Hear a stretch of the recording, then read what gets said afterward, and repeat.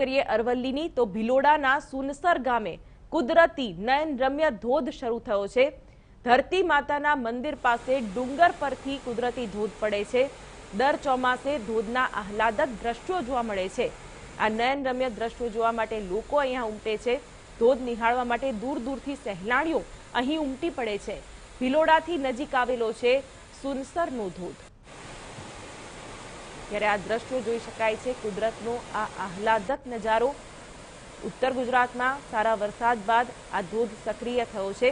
સુનસરનો ધોધ સક્રિય થતા આ રમણીય દ્રશ્યો જોવા મળી રહ્યા છે અને સહેલાણીઓ પણ અહીં પહોંચી રહ્યા છે। સુનસરનો આ ધોધ વરસાદ ટાણે સક્રિય થાય છે અને એ સમયનો આ નજારો ખરેખર આંખોને ગમે એવો। ભિલોડાના સુનસર ગામે નયનરમ્ય ધોધ શરૂ થયો છે, જેના દ્રશ્યો અમે આપને બતાવી રહ્યા છીએ। ઉત્તર ગુજરાતમાં લાંબા વિરામ બાદ વરસાદનું આગમન થયું છે, પરંતુ વરસાદ થતાં જ આ ધોધ સક્રિય થયો છે।